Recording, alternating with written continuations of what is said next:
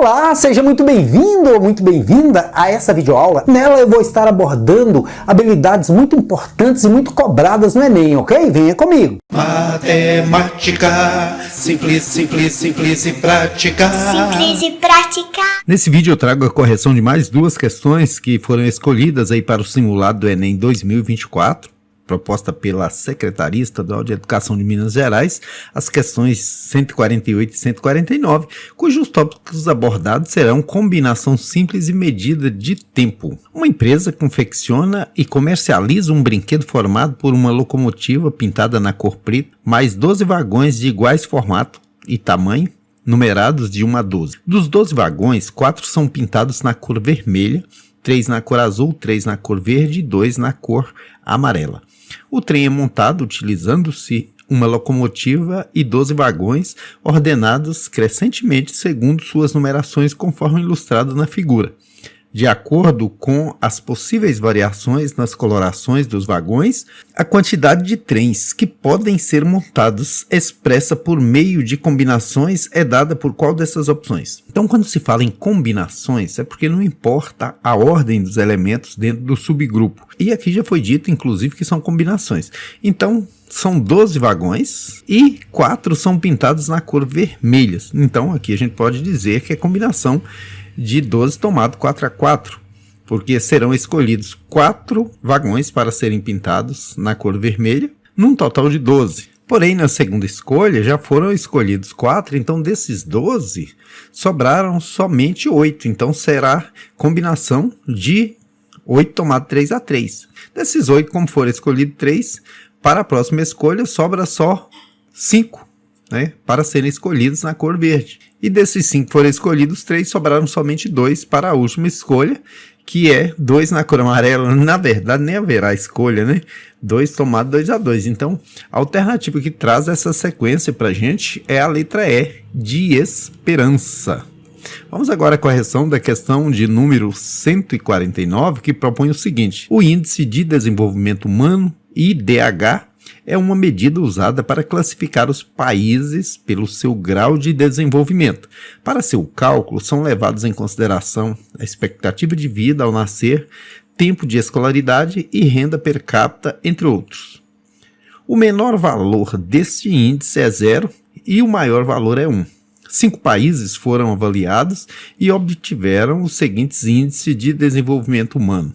O primeiro país recebeu um valor x, o segundo um valor raiz quadrada de x, o terceiro um valor x elevado a 1/3, o quarto x elevado ao quadrado e o último x elevado ao cubo. Nenhum desses países zerou ou atingiu o índice máximo. Qual desses países obteve o maior IDH? Então vamos aqui pegar os dados x, o primeiro país, o segundo país, raiz quadrada de x, o terceiro país, x elevado a 1/3, o quarto país, x elevado ao quadrado, e o quinto país, e o último, x elevado ao cubo. Qual é maior?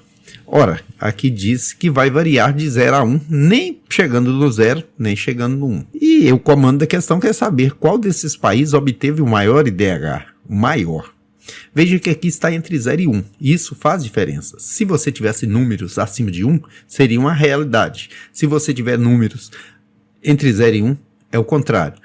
E a questão é saber qual que é maior, Qual que é maior aqui? Eu vou pegar um exemplo na prática, porque se der certo para um exemplo, tem que dar certo para todos.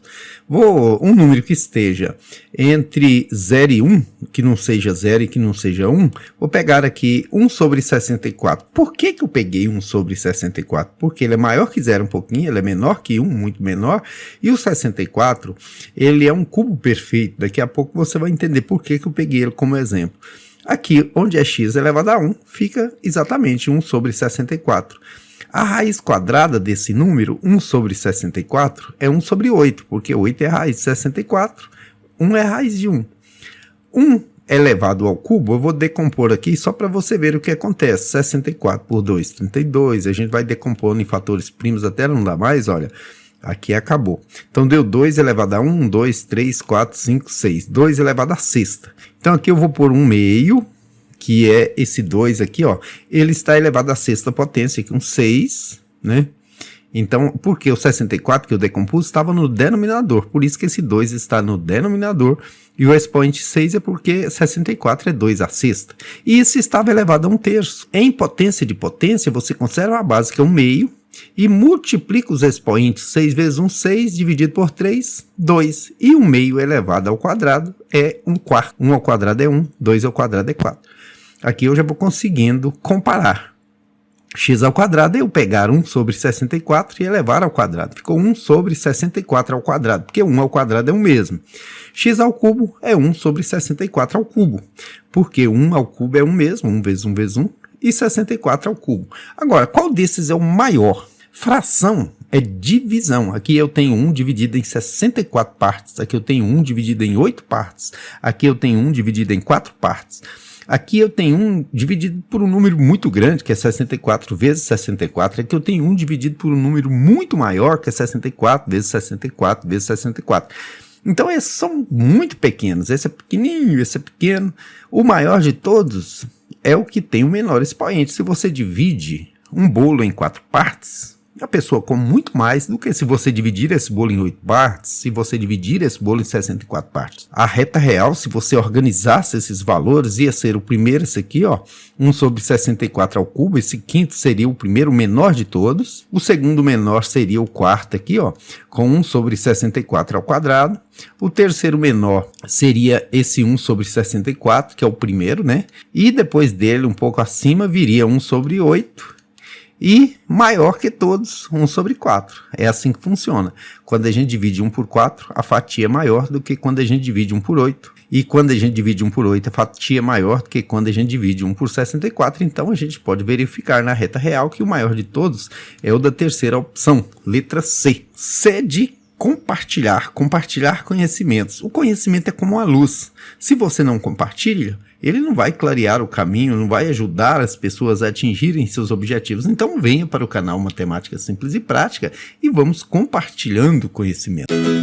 Aqui é bom estudar, bem que é bom aprender. E para facilitar, eu vou ajudar você.